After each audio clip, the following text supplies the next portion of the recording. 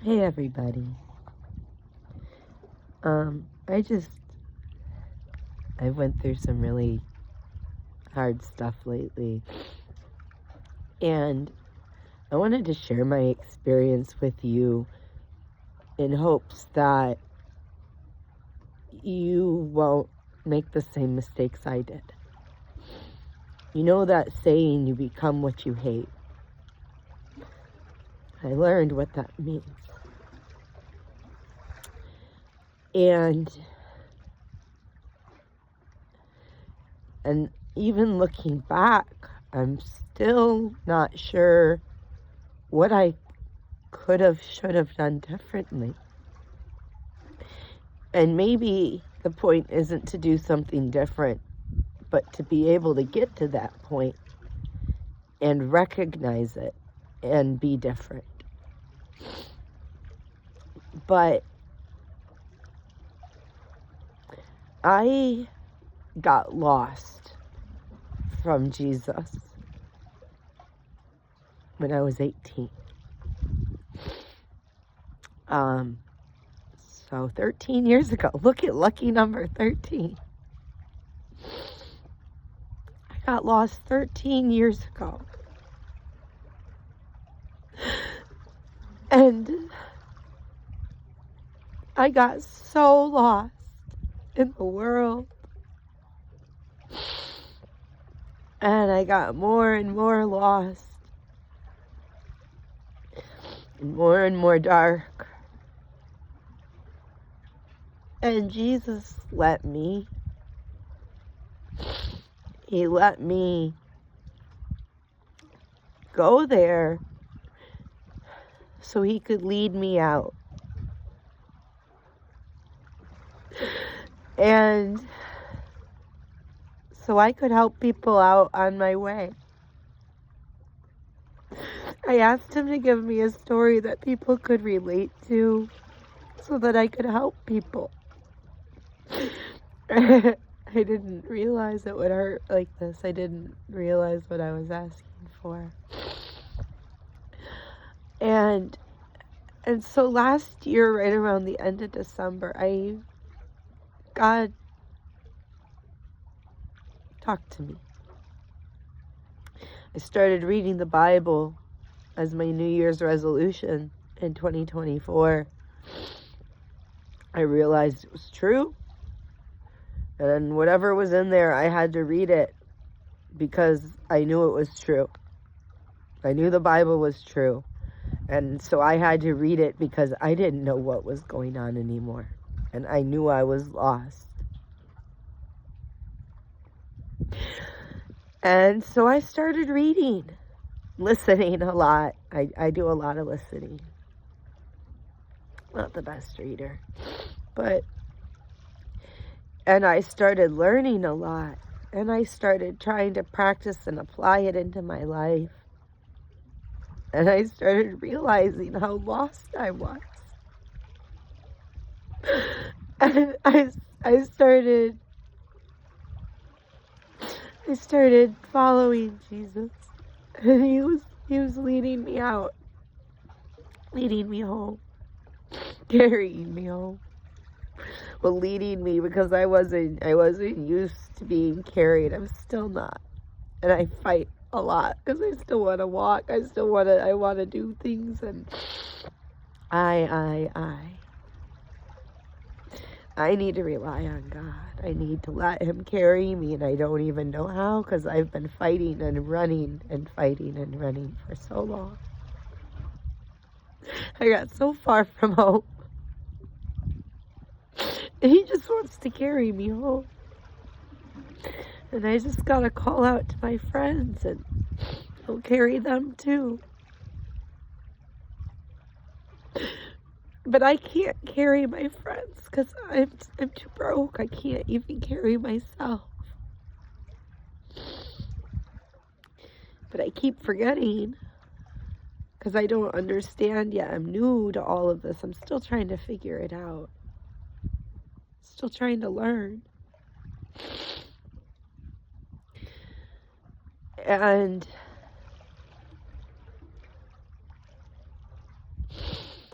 And I realized that in my journey of getting lost,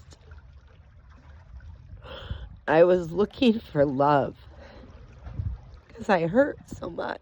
And I just wanted someone to listen to me and to love me.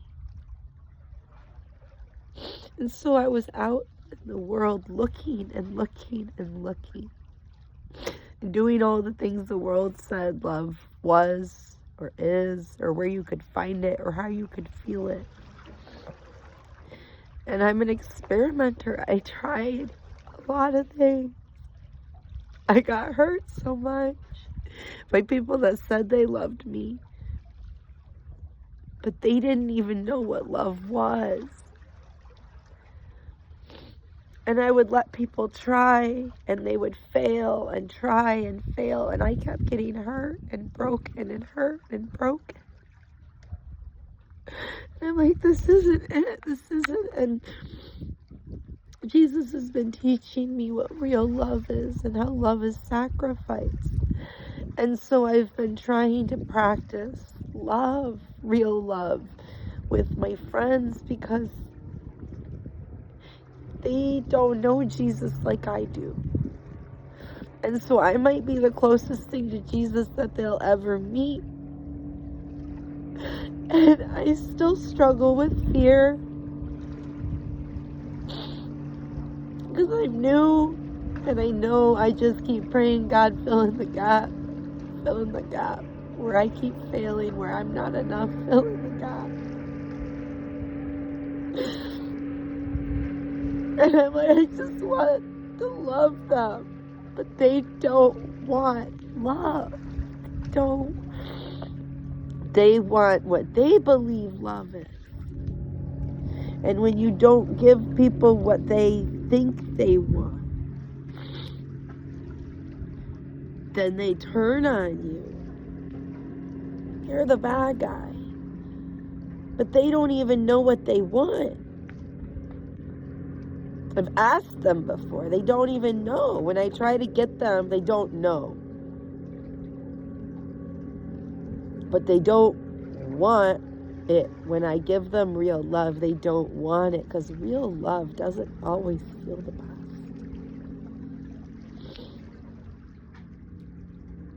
If you can't confront yourself, if you can't accept that you're lost, if you can't accept you're broke, if you can't accept you're wrong, if you can't accept you make a mistake, if you can't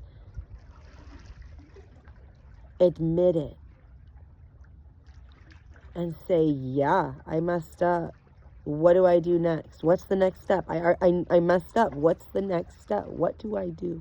If you can't even say that, you can't get turned around. You're going to keep going in circles. You're going to keep going in that cycle. You're going to stay stuck. And it's so hard that when I see my friends stuck in cycles that I used to be stuck in, and I know that Jesus, that love is the answer, but they don't want it. Because in their cycle, that's not what love looks like. And if you don't put on an act and you don't show them what they think it is, then they don't want it.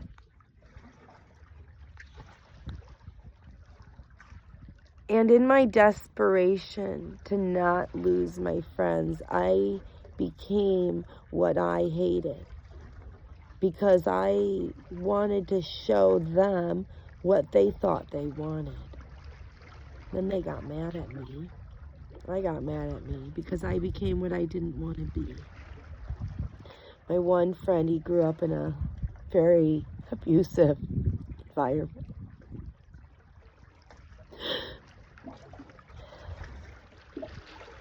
Getting yelled at, threatened, ran up on, abused, verbally, physically, emotionally. A lot of anger and yelling and intimidation. and actual abuse. By loving caregivers, people who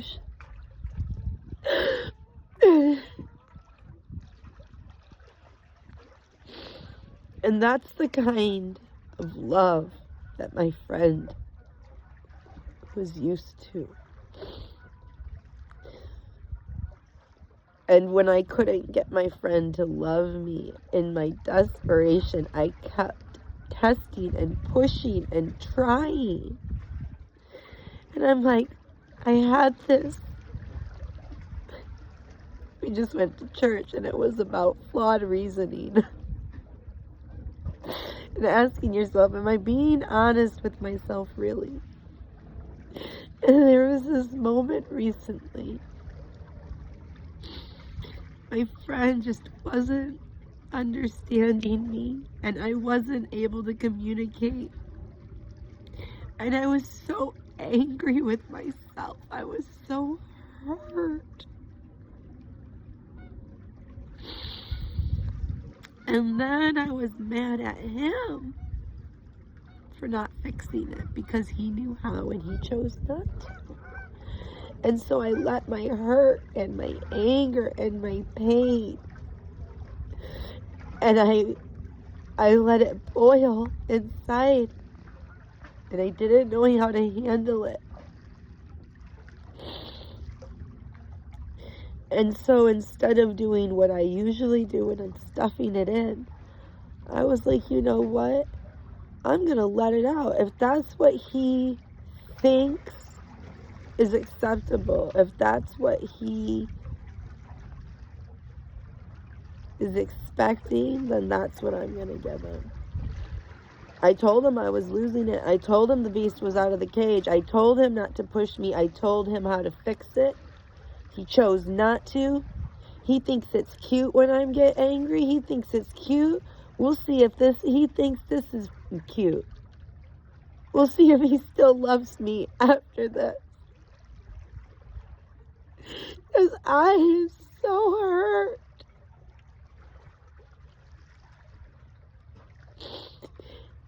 And when he walked in the room, offering a peace offering, he came with an energy, and I met the energy instead of the peace offering, and I went off. It's like, I don't want food. What is wrong with you?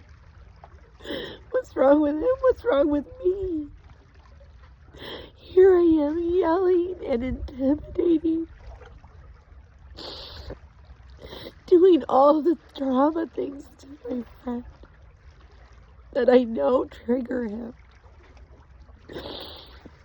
that I know I hate, that I never wanted to be. All in some convoluted, desperate attempt to get him to care enough, to get him to respond, to get him to feel, to get him to act, to get him to... I just wanted him to care.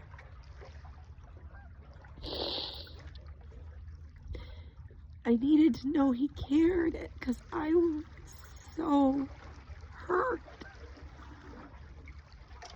And he didn't care.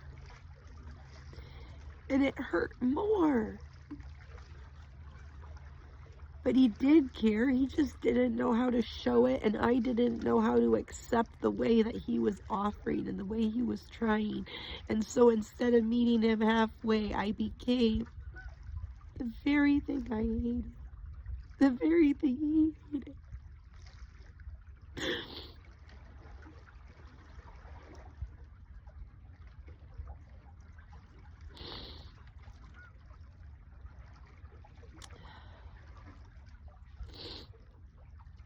We've since talked about it, gotten through it, and during the talking through, he said, now you're down here right with me. I felt so gross. I felt so disgusted with myself. I wanted to die. Because I knew he was right. In my pain, in my search for love, I had become a monster.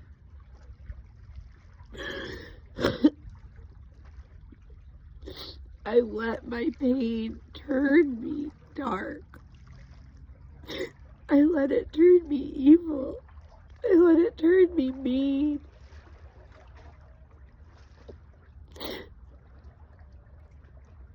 And I was so wrong. I don't even know how to stop myself. And I keep praying, God, help me fill the gap. Because I'm hurting the very ones I want to help. Because I don't know the answers and I'm scared and I hurt Jesus.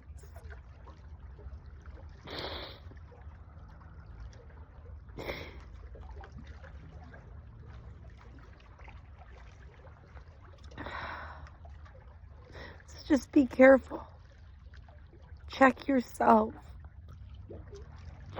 Surround yourself with people who will tell you the truth so that you don't get so lost that you hurt people.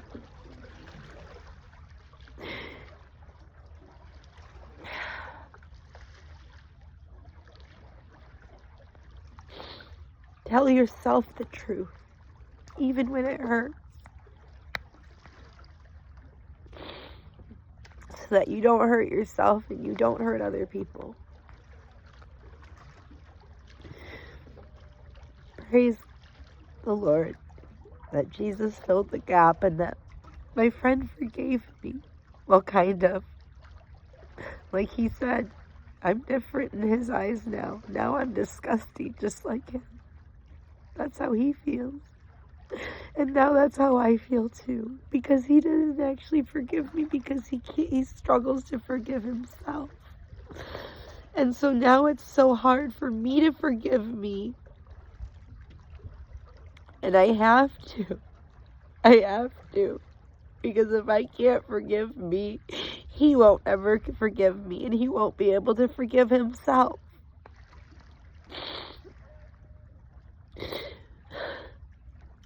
How do you forgive yourself for becoming the monster?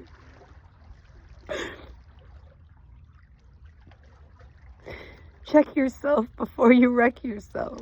Learn from me. Learn from others. Don't make the same mistakes.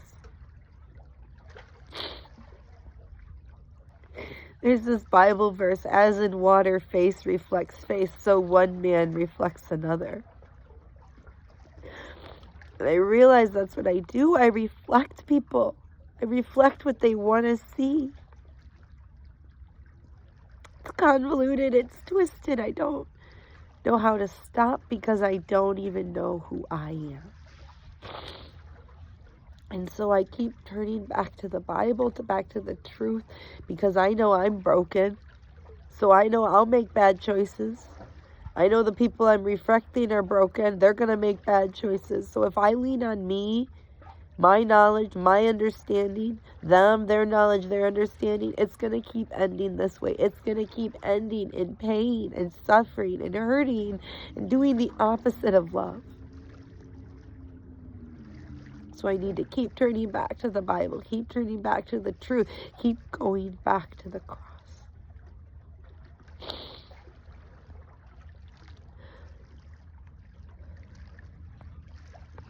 Every day I need to be born again. I need to love again. I need to start again.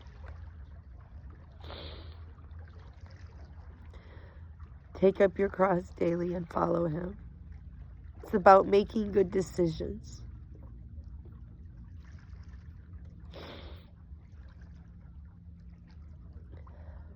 It's not about how long it takes, which is not what I like to hear. about making good decisions. And I am not very good at that. So, Church is doing the perfect series right now.